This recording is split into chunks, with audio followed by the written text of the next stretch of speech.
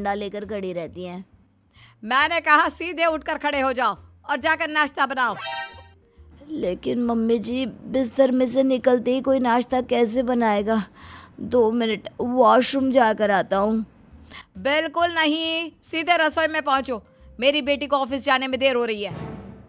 कुछ देर के बाद, हे भगवान, दोपहर के 12 बजे हैं लेकिन घर इतना गंदा पड़ा है। सुमित से कहा था मैंने समय पर झाड़ू पोछा कर देना। सुमित, कहाँ हो तुम? क्या हुआ मम्मी जी? सुबह की चाय तो पीने दीजिए। आप भी याद करती हैं, चिल्लाती ही रहती है। ये सुबह की चाय है या दोपहर की चाय? अगर तुम 12 बजे उठकर सुबह की चाय पियोगे तो क्या शाम का खाना रात के 3 बजे खाओगे? मम्मी जी चिल्लाइए मत, बताइए बात क्या है? अरे 12 बज चुके हैं, अभी तक झाड़ू पोछा नहीं हुआ। घर में देखो कितनी गंदगी है। अच्छा, तो आप इसलिए परेशान हैं। वो क्या है ना मम्मी जी, आज मेरे हाथ में दर्द हो रहा है। रात को उल्टी करवट से सो गया था, हाथ हिलाया भी नहीं जा रहा। कौन से हाथ में दर्द है दामाद जी? इस सीधे हाथ में मम्मी जी, हाथ हिल भी नहीं रहा है। विवेक, सुन लिया तुमने? सुमित के हाथ में इतना दर्द है कि बेचारे का हाथ भी नहीं हिल रहा।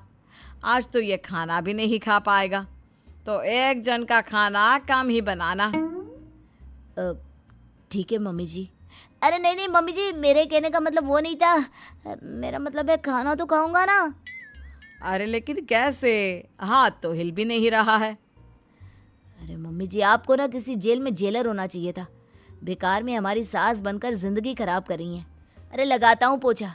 एक बेचारा घर जमाई और कर भी क्या सकता है। शाम को जब ईशा, सुहाना और मोहिनी ऑफिस से लौट कर आती हैं। मम्मी, शाम के खाने में क्या बना है? अब ये तो तेरे पति को ही मालूम होगा ना बेटा, उसने ही खाने की जिम्मेदारी ली थी। लगता है मम्मी आपने ये घर जमाए वाला तरीका अपनाकर मुसीबत मोल ले ली है। आपके तीनों घर जमाए कितने आलसी हैं। मेरे वाले को देखो, दोपहर के 12 बजे सुबह की चाय पीता है और काम क्या करना चाहता था? घर का झाड़ू पोछा। मम्मी बता रही थी कि आज उसने घर का झाड़ू पोछा शाम के 5 बजे किया था।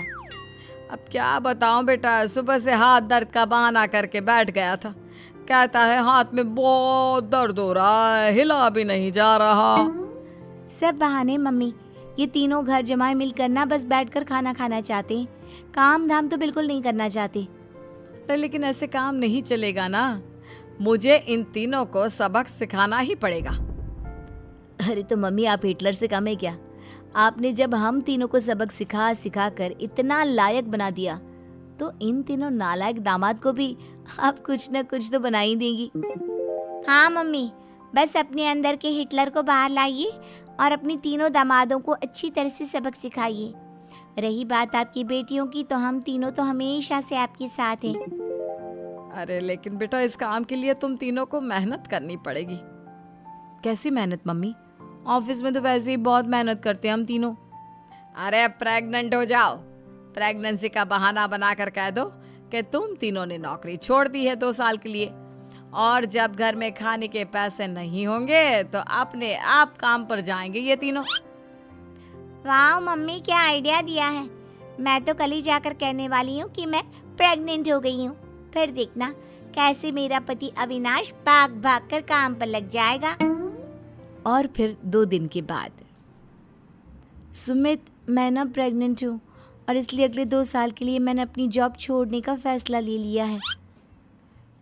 विवेक, पापा बनने वाले हो तुम। अब से ना तुम्हें ऑफिस जाना होगा, क्योंकि मैं तो 2 साल के लिए छुट्टी पर चली गई हूँ। अविनाश, अब तुम्हें जिम्मेदारी संभाल लेनी चाहिए, वरना ये घर कैसे चलेगा? हम दोनों मम्मी पापा बनने वाले हैं। लेकिन कावेरी के तीनों आलसी दामादों पर अपनी बीवियों की बात का कोई असर नहीं हुआ। धीरे धीरे कावेरी जी को चिंता होने लगी, क्योंकि उनके प्लान के हिसाब से तीनों बेटियों ने ऑफिस जाना बंद कर दिया था। आखिर क्या तरीका अपनाएंगी कावेरी अपने आलसी दामादों को काम करना सिखाने के लिए? जानने के लिए सुनिए इस कहानी का पार्ट